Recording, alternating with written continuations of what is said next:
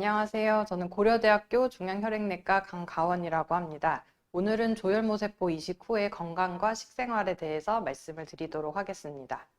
일단 조혈모세포가 어떤 건지부터 말씀을 드려야 되는데, 조혈모세포는 보통은 저희 몸의 뼈 안에 있는 이제 세포 중에 하나를 말씀을 드리고, 사람 뼈는 겉에는 맨들맨들하지만 이제 안쪽에는 구멍이 나 있는 곳들이 있고, 그 곳에는 약 5% 이내로 조혈모세포가 존재를 하게 됩니다. 조혈모세포는 저희 몸에서 필요로 하는 모든 혈액세포를 만드는 씨앗세포라고 생각을 하시면 되고, 크게는 골수계 세포와 림프계 세포로 나뉘어지고, 골수계 세포는 보통 빈혈이라고 얘기하는 적혈구라든지 산소를 운반하는 적혈구를 만들어내고, 어딘가 상처가 났을 때 피를 먹게 만들어서 피가 더 이상 흐르지 않게 만드는 혈소판도 만들어내고요. 골수 아세포를 통해서 저희가 단핵구라든지 호상구, 저희가 소염기구, 호중구 등을 만들어내는 백혈구도 만들어냅니다. 림프계 세포 쪽에서는 림프 아세포를 통해서 저희가 림프구라는 이제 면역세포를 만들어내고 있습니다. 각각에 대해서 백혈구에 대해서 보시면 골수계 세포에서 만들어내는 단핵구라든지 호상구, 호염기구, 보통은 호중구 개수를 이제 이식하시는 환자분들을 많이 알고 있으실 것 같긴 한데요. 이런 골수계 세포들은 선천 면역이라고 해서 이제 적으로 생각되는 세균이나 곰팡이나 기생충 감염을 1차적으로 막아내는 면역을 담당을 하게 됩니다. 림프계 세포를 통해서 만들어지는 T세포라든지 이제 B세포 같은 림프계 세포는 후천 면역 또는 획득 면역이라고 설명을 하는데, 이 경우는 저희가 한 번에 알아볼 수 있는 이런 세균, 곰팡이, 기생충을 피해서 만약 스파이처럼 자기 세포처럼 이제 변장을 하고 들어오는 그런 균들에 대해서 그 특징을 잡아낸 다음에 거기에 맞춰서 저희가 좀 지능적으로 공격하는 면역세포라고 알고 있으시면 되겠습니다. 그래서 세균이나 곰팡이를 포함해서 바이러스 같은, 요즘 같은 경우는 코로나 바이러스 같은 좀 더 까다로운 감염들을 방어하는 역할을 하겠습니다. 그래서 이러한 조혈모세포와 관련된 질환에서 저희가 조혈모세포 이식을 하게 되는데, 조혈모세포와 관련된 질환은 크게 악성 혈액질환과 양성 혈액질환으로 나눌 수 있겠습니다. 골수형성 이상 증후군 자체는 굉장히 다양한 질환을 함께 품고 있는 질환군이고, 이 중에서 고위험군에 속하시는 경우는 백혈병에 준해서 치료를 하기 때문에 악성 혈액질환으로 구분을 하였습니다. 그래서 악성 혈액질환 같은 경우에는 골수형성 이상 증후군과 백혈병, 림프종, 다발골수종 등이 포함이 되고, 이런 악성 혈액질환은 일반적으로 항암 치료를 시행을 했을 때 반응이 좋기 때문에 기본적으로 항암 치료를 가지고 치료를 하게 됩니다.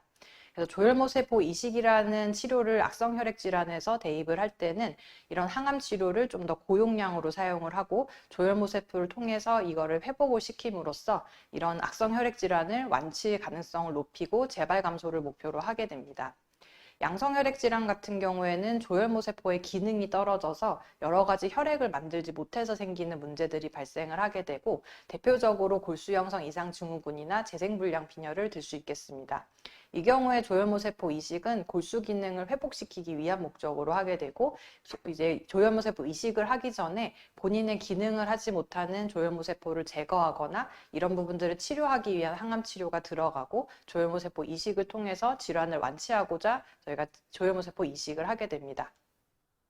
그래서 일단 조혈모세포 이식이라는 부분에 대해서 악성 혈액 질환에 대해서 먼저 말씀을 드리면, 보통 저는 설명을 드릴 때 일반적인 항암 치료가 100점짜리 치료라고 말씀을 드리면, 이런 항암 치료를 했을 때 암세포는 보통 저희가 완치 또는 완전 관해라고 해서 현재 의료기술로 찾아낼 수 있는 CT나 골수검사 등을 했을 때 아무것도 보이지 않는 선까지 떨어뜨리는 것을 목적으로 하는데, 이 용량은 저희가 한계치가 있습니다. 100점 이상은 드릴 수가 없고요. 그 이유는 100점짜리 정도까지만 저희가 사용을 했을 때 이 중간에 호중구를 떨어뜨리는 상황에서 저희가 호중구를 올리는 주사라든지 수혈을 했을 때 정상세포가 회복될 수 있기 때문에 이 이상의 치료는 할 수가 없다고 얘기를 하고 있습니다. 그리고 저희가 이런 악성 혈액 질환이 재발하는 여러 가지 가설 중에서 완전 관해 이하로 저희가 찾아낼 수 없는 암세포가 남아서 이제 이런 애들이 재발을 할 수 있다라고 생각하는 견해들이 있기 때문에 조혈모세포 이식이라는 거는 저희가 100점짜리 항암 치료에도 반응이 있다라고 한다면 200점, 300점짜리 강한 항암 치료를 통해서 암세포를 없애려고 하는 것이 목적이 되겠습니다. 근데 이 경우에는 이런 식으로 강한 치료가 들어갔을 때 정상세포가 회복이 되지 않기 때문에 보통은 본인의 조혈모세포 또는 동종조혈모세포를 통해서 이런 정상세포를 회복시키는 데 이용을 한다고 생각을 하시면 되겠습니다. 양성혈액 질환 같은 경우에는 일단 본인의 조혈모세포를 비운다는 개념의 항암치료 또는 이제 강력한 면역억제 치료를 하기 위한 조혈모세포 이식이기 때문에 이런 항암치료가 악성혈액 질환에 비해서는 조금 약하게 들어가는 편이 많긴 하고요. 하지만 다른 사람의 동종조혈모세포를 통해서 이제 골수세포를 회복시킨다는 개념에 있어서는 동일하다고 보시면 되겠습니다. 그래서 조혈모세포 이식의 과정을 알아야지 저희가 식생활을 어떻게 해야 될지를 감을 잡을 수가 있는데, 보통 이식의 과정은 이제 첫 번째부터 보통 항암 치료를 할 때 공여자를 탐색하거나 본인의 자가 조혈모세포를 이식하거나 이런 부분들을 먼저 결정을 하게 되고요. 요 사이에는 이제 본인이 가지고 계신 질환에 따라서 항암 치료를 하거나 수혈이나 감염 등 합병증을 치료를 하게 됩니다. 그리고 이식을 하기 위해서는 약 1주 정도는 고용량의 항암 치료가 들어가고, 이때부터 항구토제라든지 예방적 항생제를 포함해서 보통 알약으로는 5개 이상을 드시게 되고요. 조혈모세포 이식을 하시고 저희가 호중구가 회복될 때까지 평균 3주를 말씀을 드리기 때문에 그 사이에 영양 보충이라든지 조혈 촉진제, 동정이식 같은 경우에는 면역 조절제라든지 면역글로불린 등 기타 약제를 사용을 하면서 이 시기 동안 감염이라든지 다른 부작용들을 이겨내기 위한 치료를 하게 되고, 회복이 된다 하더라도 동종이식 같은 경우에는 이식편대 숙주 반응이라고 해서 보통 거부 반응에 대한 감시를 하게 되고, 그 외에 다른 이식에서도 감염이라든지 질환 상태에 대한 감시를 지속적으로 하면서 여러 가지 약제를 사용하게 됩니다.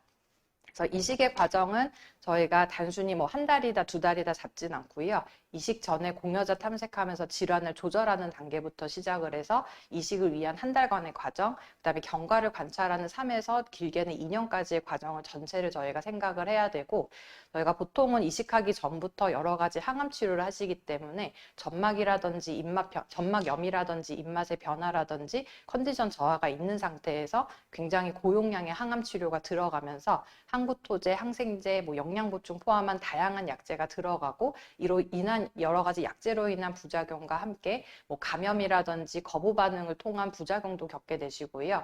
저희가 경과 관찰을 하는 동안에도 사실 여러 가지 약제로 인한 부작용들이 있고, 여러모로 저희가 소모성 과정을 거친다고 생각을 하시면 되겠습니다. 그래서 조혈모세포 이식 중에 면역 기능 변화에 대해서 말씀을 드리면, 아까 말씀드렸던 이제 적인지 아닌지 구분을 해서 사람의 얼굴 또는 형상을 보고 저희가 적인지 아닌지 구분을 하는 선천면역 같은 단핵구, 호중구 같은 계통은 보통 항암 치료가 들어가고 약 1주부터 회복을 시작을 해서 평균 한 달 정도면 전부 다 회복이 되긴 하고요. 대신에 림프라고 해서 저희가 스파이처럼 숨어있는 감염까지 잡아내는 B세포, T세포 같은 경우에는 적게는 3개월에서 길게는 3년까지 회복하는 속도가 굉장히 길게 걸리게 되겠습니다.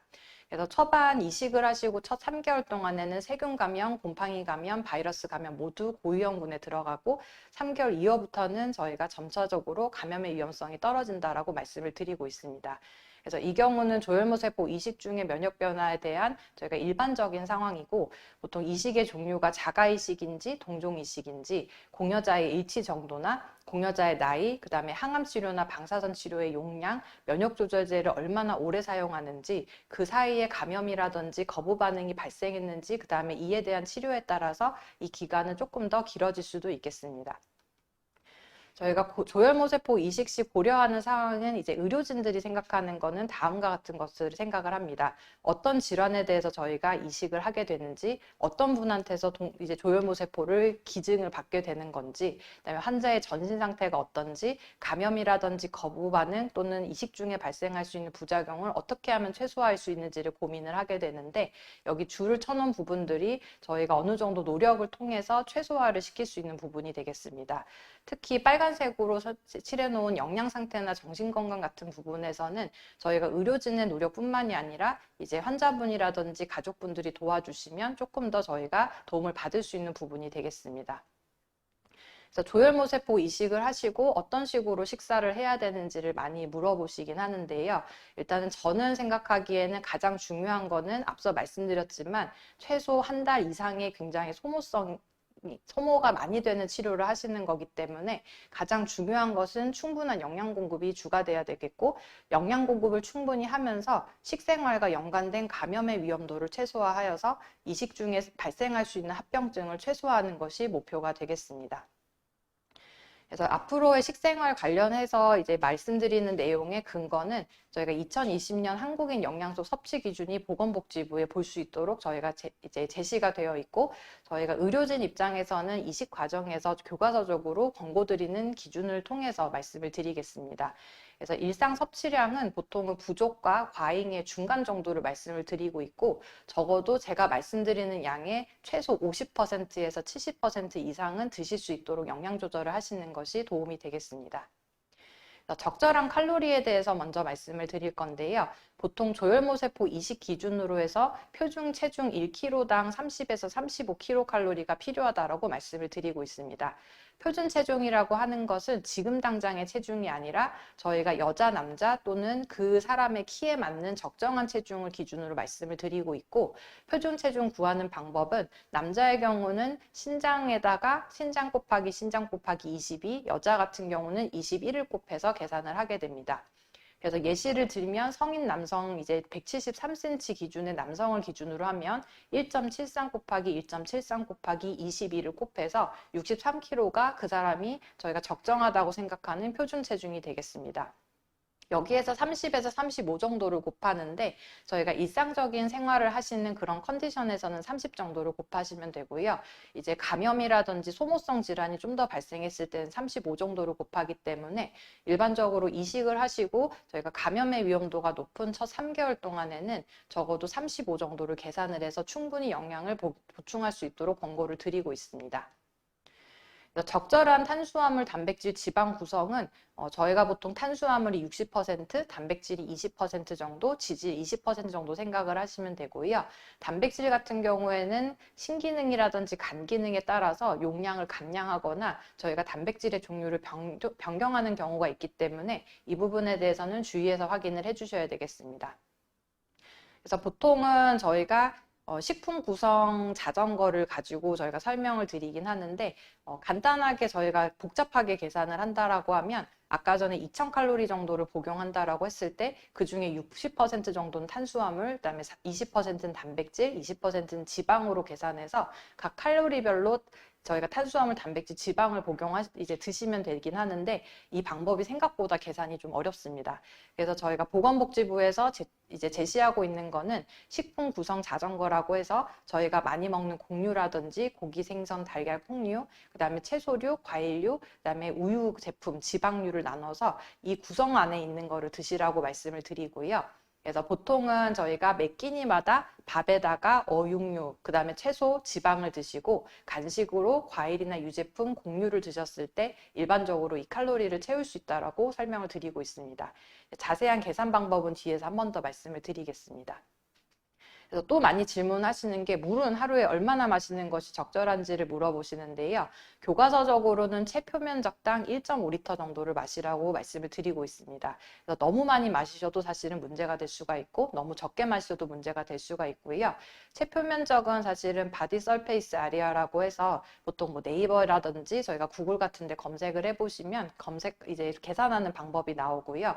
방법이 조금 복잡하셔서 거기에 이제 본인의 정보를 기입을 하시고 계산을 할 수 있겠습니다. 저희가 계산된 이제 용량의 30에서 50% 정도는 저희가 먹는 음식으로 통해서도 섭취가 가능하고요. 또는 감염이라든지 구역, 구토, 설사 시에는 이 기준보다는 조금 더 많이, 저희가 보통 많다라고 계산할 때는 20에서 30%를 더 드시라고 말씀을 드리고, 신기능이나 간 기능 장애가 있거나 신부전이 있으신 분들은 몸이 붓거나 소변을 배출하시는데 문제가 있는 경우가 많기 때문에 이 경우에는 보다 적게 드시라고 말씀을 드리고 있고, 이 경우는 각각의 상황에 따라 다르기 때문에 관련된 의료진 분께 한번 확인을 받으시는 게 좋겠습니다.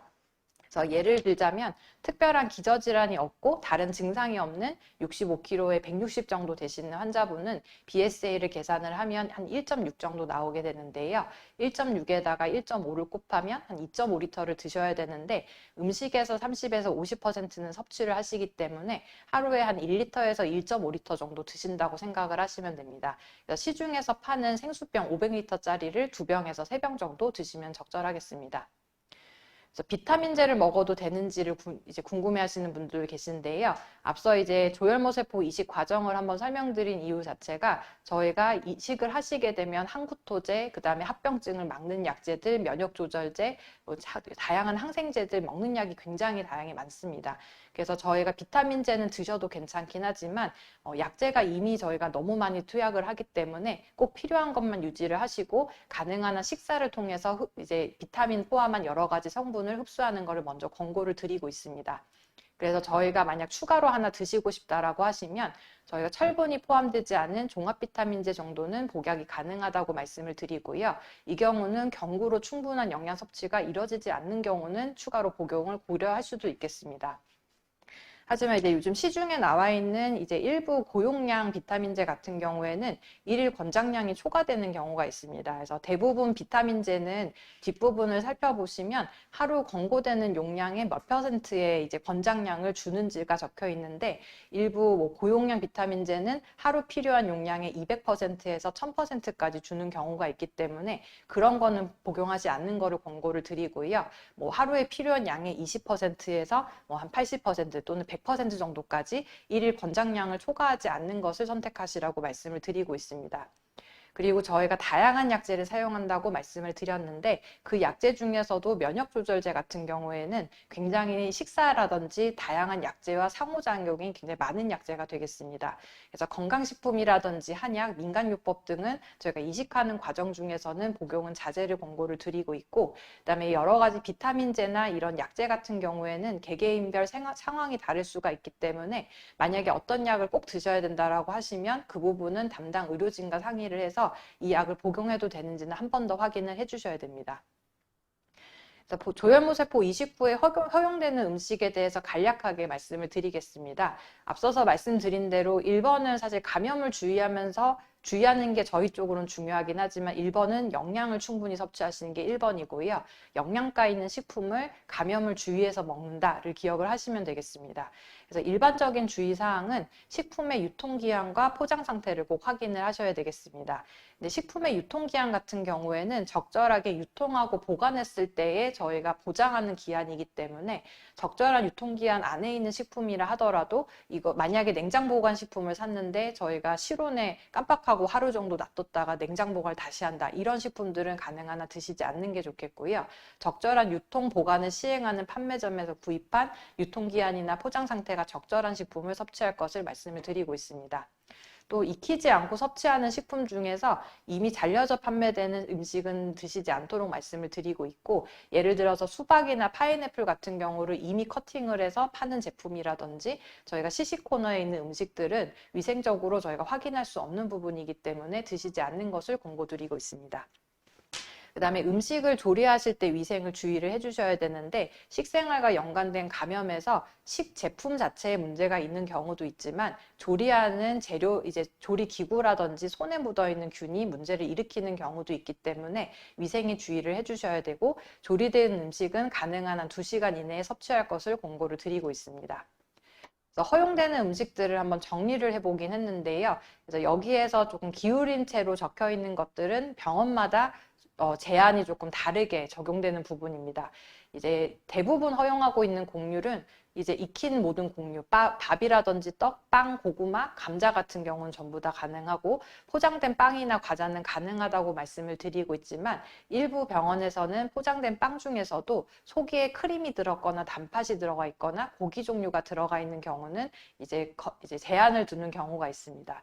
또 가열조리되지 않는 곡물이라든지 마른 과일, 대추, 건포도, 곶감 등 같은 그 다음에 이런 과일이 들어가 있는 빵류는 복용하지 않을 것을 권고를 드리고 있습니다. 어육류 같은 경우에는 적정 온도에서 익힌 생선이나 육류, 계란, 두부는 가능하시고요. 통조림은 일반적으로 멸균을 하기 때문에 이런 식품들도 일반적으로 허용은 하고 있습니다.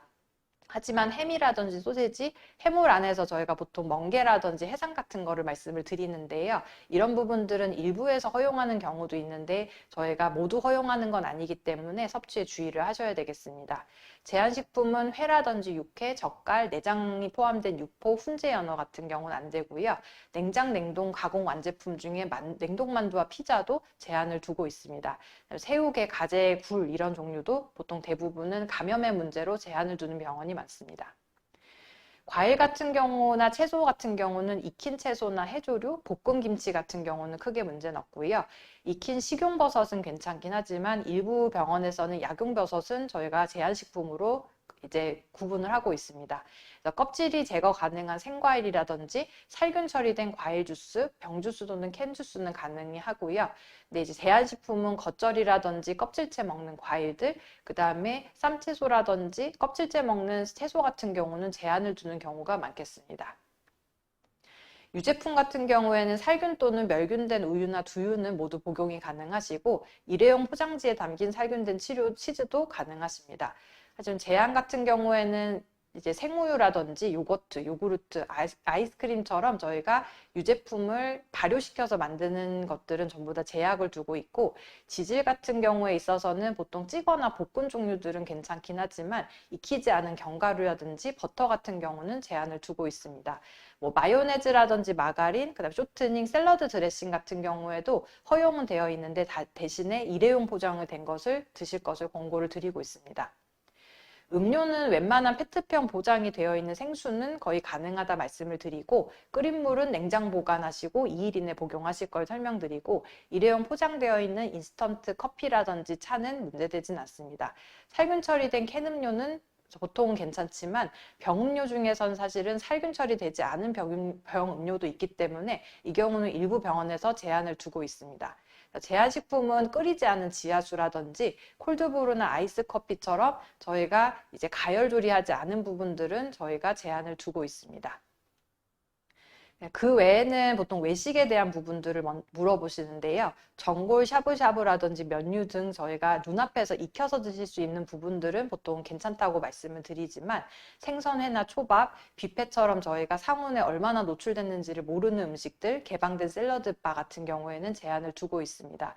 그래서 저희가 식사를 하실 때 입맛이 없으신 분들이 많긴 하신데요. 보통 상업용 포장된 소스류, 보통 뭐 저희가 겨자 소스라든지 고추장 이런 부분들은 일회용 제품으로 저희가 그 살균 포장돼서 일회용으로 이제 패킹된 부분들은 복용을 하셔도 괜찮겠습니다. 참고할 수 있는 자료에 대해서 몇몇 가지 설명을 드리겠습니다. 저희가 보통은 의료진이 말씀을 드리는 깨끗한 음식이라고 하는 거는 무균식이라고 해서 음식 자체에 균이 자라지 않는 것을 말씀을 드립니다. 근데 이제 균이 전혀 없는 경우를 멸균, 뭐 균이 어느 정도 보이지만 허용되는 기준을 살균이라 말씀을 드리는데 멸균과 살균의 정의가 사실은 명확하지가 않고요. 각각 식품 또는 나라마다 전부 다 저희가 규정이 다르기 때문에 이 부분에 대해서는 주의를 하셔야 되겠습니다. 그리고 저희가 아직까지는 국내 식품에 의무적으로 표기하는 법령은 없기 때문에 저희가 살균 표시가 안 됐다 하더라도 살균이 되어 있는 제품들도 있습니다. 그래서 보통은 저희 쪽에서는 멸균이나 살균 정도까지는 저희가 안전하게 드실 수 있겠다라고 설명드리지만 가능한 한 멸균된 제품들을 선택해서 드시라고 말씀을 드리고 있고요. 이 제품이 멸균에 속하는지 살균에 속하는지는 사실은 식품의약품안전처에서 각 식품별 법령에 따라서 저희가 구분을 하고 있습니다. 그래서 예를 들면 저희가 이 식품이 뭐 음료에 속하는지 또는 과자에 속하는지에 따라서 멸균과 살균의 기준이 서로 다르게 적용이 되고 있긴 하고요. 보통은 상군법이라고 해서 정량을 해서 균이 얼마 정도 이하가 보였을 때 멸균이다, 살균이다 정의를 하고 이 식품은 멸균에 맞춰야 된다, 살균에 맞춰야 된다 또는 그런 규정이 없는 경우도 있겠습니다. 그러면 저희가 먹고 싶은 개개의 제품에 대해서 이 제품이 어디에 속하는지 사실을 보려면 굉장히 단계가 복잡한데요. 식품안전나라에서 제품을 여기에서 검색을 하시면 이 식품이 법령상에 어떤 항목으로 구분되어 있는지 확인을 할 수가 있고, 그 법령 구분된 걸 여기서 찾아보시면 그 제품에 적용되는 법이 살균인지 멸균인지 저희가 확인할 수가 있는데, 사실은 굉장히 번거로운 과정이 되겠습니다. 그래서 조금 저희가 제품을 판매하는 회사라든지 이런 곳에서 멸균이나 살균 같은 경우를 좀 표기를 해주시면 사실 도움이 많이 될 것 같은데, 이런 부분들 좀 개선이 이루어져야 될 것 같습니다. 그래서 이제 기억하셔야 되는 거는 식품의 유통기한, 포장 상태를 꼭 확인하시고 적절한 유통 보관을 시행하는 판매점에서 구입하실 거를 권고드리고요. 간혹 가다가 해썹 인증은 이 식품은 깨끗하다라고 생각하시는 경우가 있는데, 아까 말씀드렸던 무균식은 식품이나 그 재료에서 균이 얼마나 보이는지를 저희가 확인을 해서 말씀을 드리는 부분이지만, 해썹 인증 같은 경우에는 식품 자체에 해당되는 것이 아니라 그 식품이 생산되고 제조되고 가공하고 유통되는 과정에서 공정한 과정을 거치는가를 보는 이제 하나의 인증이 되겠습니다. 물론 해썹 인증이 있는 경우에 있어서는 저희가 식품뿐만이 아니라 이런 유통에 있어서도 저희가 어느 정도 깨끗한 상황에서 유통되기 때문에 그런 부분들은 이제 그런 의미로 참조를 할 수 있겠습니다. 그래서 실제적인 예시에 대해서 말씀을 드리겠습니다. 그래서 보통은 저희가 대략적으로 한 2300칼로리가 킬로칼로리가 필요하다라고 했을 때 식품 교환표를 사용해서 계산하는 게 가장 편하게 계산할 수 있겠습니다. 그래서 앞서 말씀드린 대로 2300킬로칼로리가 필요하면 탄수화물, 단백질, 지방은 60대, 20대, 20이기 때문에 각각을 계산해서 복용하는 방법도 있지만 사실은 그 방법이 상당히 어렵긴 하고요. 식품 교환표 같은 경우에는 각각의 이제 비슷한 열량별로 해서 저희가 탄수화물이나 단백질을 어떻게 하면 적절히 먹을 수 있을까 같은 단위별로 뭉쳐놓은 거라고 말씀드릴 수 있겠습니다. 그래서 예시를 들면 저희가 일단 1번은 식사를 주식사, 몇 끼 식사 드시는 것과 간식으로 먼저 나누시고요. 이제 몇 끼 식사에는 곡류류에서 3가지를 선택하고 어육류군에서 2가지를 선택, 몇 끼에서 한두 가지 채소군을 선택을 하면 아까 말씀드렸던 탄수화물, 단백질, 지방의 비율이 어느 정도 맞게 됩니다. 예시를 들면 여기 보면 밥 3분의 1공기가 식빵 한쪽 이랑 같다고 되어 있는데, 곡류군에서 저희가 적절하게 하면 한 끼 식사하실 때 아침을 내가 밥으로 선택하겠다. 그러면 3가지를 선택하기 때문에 밥 한 공기를 선택을 할 수도 있고요. 나는 오늘 아침에 식빵으로 먹고 싶어 라고 생각하면 3가지를 선택하는 거기 때문에 밥 한 공기는 식빵 3쪽과 같은 양이 되겠습니다. 그래서 여기에서 저희가 먹을 거를 3가지를 선택을 하고, 그 다음에 어육류군에서 2가지를 선택을 하는데 여기 단위수가 생선 한 토막 정도 50g 정도, 살코기 기도 한 4, 50g 정도, 계란은 1개 정도 55g 기준으로 해서 2가지를 선택하면 오늘 아침은 두부를 한 5분의 1모에 달걀 하나를 먹겠어. 또는 달걀 2개 정도로 나는 어육류군을 선택하겠어. 이렇게 해서 2개를 선택을 하시면 되고요. 채소는 보통은 한 50에서 70g 기준으로 해서 이 중에 한두 가지를 선택을 하시면, 그래서 이거를 곱하기 3번, 아침, 점심, 저녁을 각각 선택해서 드시면 앞서 말씀드렸던 영양분에 대해서는 충분히 저희가 섭취를 할 수 있다고 말씀을 드릴 수 있습니다. 그래서 이거를 계산하면 기본적으로 한 500에서 600칼로리 정도 되긴 하고요. 거기에서 나는 조금 몸무게가 많이 나가서 칼로리가 조금 더 필요하다라고 생각하시면 여기에 간식을 2개에서 3개 정도 섞으면 되겠습니다. 과일군 같은 경우에는 여기에서 2가지를 선택하시면 되고요. 예를 들면 바나나가 3분의 1 조각인데 내가 간식으로 한 100kcal 먹어야겠다. 그럼 반 개 정도 드시거나 1개를 드실 수가 있긴 하고요. 우유 같은 경우에는 보통은 한두 개 정도 드시고, 그다음에 영양 보충 음료도 하루에 한두 가지를 선택하셔서 부족한 칼로리를 채우는 방법을 생각할 수 있겠습니다. 요거는 예시로 한번 짜보긴 했는데요. 아까 말씀드린 대로 그렇게 계산을 해서 각각의 이제 재료를 선택을 하고 요리를 해서 드시면 지질 같은 경우에는 저희가 보통 일반적으로 조리실에 사용하는 것만으로 해도 충분하게 되겠습니다. 식생활 예시 부분은 이제 앞서 말씀드린 그런 재료들을 가지고 했을 때 어떤 요리를 할 수 있는지 몇몇 개 가져오긴 했는데요. 버섯 두부 스테이크라든지, 그래서 이 경우에는 위에 부분이 재료 부분이고 저희가 조리하는 과정이긴 한데 제가 대충 봤을 때 한 30분 이내로 조리를 할 수 있을 것 같긴 합니다. 또는 뭐 닭고기 완두카레라고 해서 위쪽은 저희가 재료를 제시를 하고 있고 이 부분도 거의 한 30분 정도면 저희가 만들 수 있는 거고, 지금 제가 제시 드리는 건 전부 다 1인분 기준이기 때문에 저희가 드시는 명수에 따라서 조절을 하시면 되겠습니다. 그래서 추가적으로 이제 질문하시는 부분이 그러면 영양제를 보충을 하고 싶은데 근처 병원에서 주사로 영양제를 맞아도 되는지도 많이 궁금해 하시는데요. 보통은 저희 쪽에서는 주사 영양제가 경구 영양제보다 훨씬 좋다라는 근거는 없습니다. 그래서 칼로리만 충분히 보충할 수 있다라고 하면 경구 영양 보충 음료도 주사제 못지않게 저희가 보충을 드릴 수가 있고요. 대신에 구역구토감이 심하거나 뭔가 드셨을 때 설사가 심하시거나 그런 경우에 있어서는 경구로 복용하시는 게 힘드시기 때문에 주사제를 저희가 권고를 드리는 거지 주사제가 훨씬 더 좋다거나 그런 부분은 없습니다. 그리고 주사 영양제 같은 경우에는 고혈당이라든지 저희가 바늘을 찌르고 영양제를 드리는 거기 때문에 그만한 감염 위험도가 증가되고 환자분의 혈소판이라든지 이런 수치에 따라서 저희가 위험한 경우도 있기 때문에 항상 주사 영양제가 좋다라는 생각은 버리셔야 되고 만약에 주사 영양제를 필요로 하시는 경우에 있어서도 의료진과 상의를 해보시는 게 도움이 되겠습니다. 그래서 영양보충 음료는 시중에서 파는 것들을 저희가 가져와 보긴 했는데요. 요거는 사실 뭐가 더 좋다거나 그런 건 없고 보통 하모닐란이나 앵커버 같은 경우가 저희가 저희가 병원에서 보통 처방이 가능한 것이고 뉴케어나 프레주빈 같은 경우에는 저희가 이제 외부에서 살 수 있는 음식이 되겠습니다. 그래서 각각의 성분을 보시면 아까 말씀드렸던 60대, 20대, 뭐 20 정도 어느 정도 비율이 맞춘 거고 보통 어떤 것이 더 좋다라고 말씀을 드리진 않고요. 프레주빈 같이 같은 용량 단위 안에 이렇게 칼로리가 높은 경우에는 간혹 가다가 저희가 어린아이들이 음식을 많이 먹고 설사하듯이 너무 고용량의 영양제를 드셔서 설사를 하는 경우도 있기 때문에 각각은 환자분의 입맛이라든지 기호에 따라서 선택해서 드시면 되지 어느 것이 더 좋다거나 그렇게 말씀을 드리진 않고 있습니다. 저희가 이 발표를 준비를 하면서 사실 저희 이식하는 과정 중에서 의사라든지 간호사 선생님의 간호사들도 많이 역할을 하지만 저희가 영양팀에서도 많이 도움을 주시기 때문에 이 자료를 만들 때 도움을 주신 선생님을 한번 소개를 시켜드리고자 한 페이지를 넣긴 했습니다. 네, 경청해 주셔서 감사합니다.